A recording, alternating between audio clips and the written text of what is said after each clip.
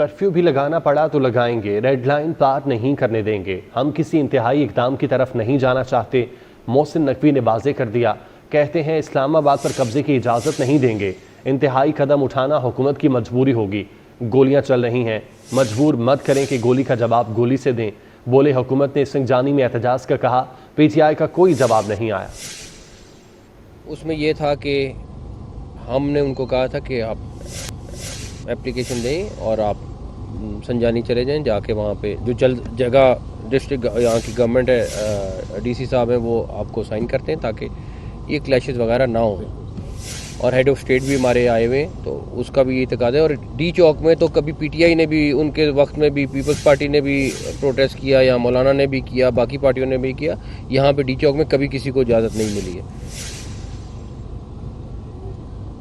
उनकी पार्टी के अंदर मुझे नहीं पता इस टाइम कौन लीडर है कौन नहीं है, लेकिन हमें अभी तक उसका फाइनल जवाब नहीं आया है। तो फॉर रिकॉर्ड आपको पता हो कि हम लोगों ने उनको संजानी में बिल्कुल कहा था कि आप चले जाएं और वहाँ जाके आप अपना उधर बैठें, जाके जो भी बात करनी। दूसरे नंबर पर फिर मैं दोबारा कह रहा हूँ कि देखें, इस टाइम पे इस्लामाबाद हेड ऑफ स्टेट आया हुआ है, वैसे भी सेंसिटिव है, इम्पॉर्टेंट है। हम डी चौक में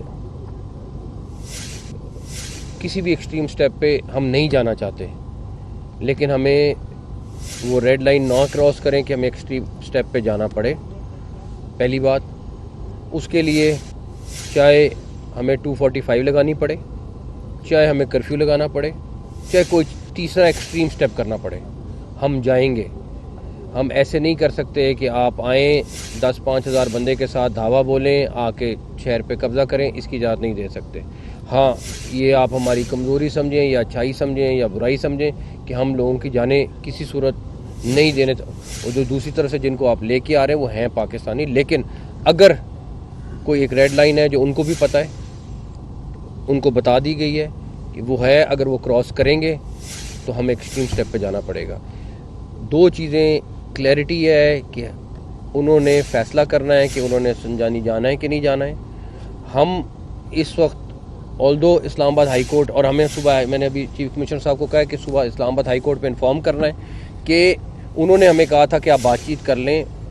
हमारे जो भी उनसे राब्ते हुए, सारा कुछ हुआ, वो उसमें चीफ कमिश्नर साहब खुद इन्वॉल्व हैं बीच में, उनके साथ सारी चीज़ में। तो उसका हमने जवाब उनको दे दिया कि आप वहाँ चले जाएँ। वो हमें अब हाई कोर्ट से सुबह अप्रूवल लेंगे या इन्फॉर्म करेंगे, जो भी लीगली इनको पता है क्या करना है। और दूसरा, हम क्लियर हैं कि अगर हमें कोई भी, मैंने आपको सारे ऑप्शन बता दिए, अगर कोई जाना पड़ा, डेफिनेटली पुलिस अपने जो भी हरबे इस्तेमाल करेगी, रोकेगी या जो भी करेगी, लेकिन अगर हमें कहीं पे जाना पड़ा तो हमें जाना पड़ेगा, वो हमारी मजबूरी होगी। हम पहले एडवांस में बता रहे हैं, बाद में अगर कोई नुकसान होता है तो कुछ होता है तो हमें ना कहें, आप लोग गवाएँ। हम बार बार हर तरीके से उनको कोशिश की, उनको समझाया, हर चीज़ की, जहाँ लचक लगानी थी लचक लगाई, जहाँ पे उनको कर सकते थे कि ये नुकसान है। ऑलरेडी अभी रेंजर्स के जवान को 26 नंबर पे फिर बुलेट इंजरी आई है, अब उसको हॉस्पिटल लेके गए। तो ये बुलेट इंजरीज रिकॉर्ड का हिस्सा है, कोई ये नहीं है कि मैं कह रहा हूँ या कुछ है। आप जाके हॉस्पिटल से चेक कर सकते हैं कि किसको बुलेट इंजरी है। जो 4 जवान पत्थरगढ़ वाले हैं उनको बुलेट इंजरी है। जो डिटेल है आईजी साहब आपको दे देंगे। तो ये बुलेट्स चल रही हैं, उसका जवाब सिर्फ बुलेट है, लेकिन हमें मजबूर ना करें कि हम एक्सट्रीम स्टेप पे जाएं। मैं आपको कहा है, हमने उनको ऑफ़र कर दी है। मेरी इन्फॉर्मेशन जो थी वो मैंने आपके साथ शेयर कर ली है कि मुझे पता था, लेकिन मेरा ख्याल है कि अगर इमरान खान से भी ऊपर की कोई लीडरशिप आ गई है जिसने मानने से इनकार किया, मुझे नहीं पता, लेकिन आप उनसे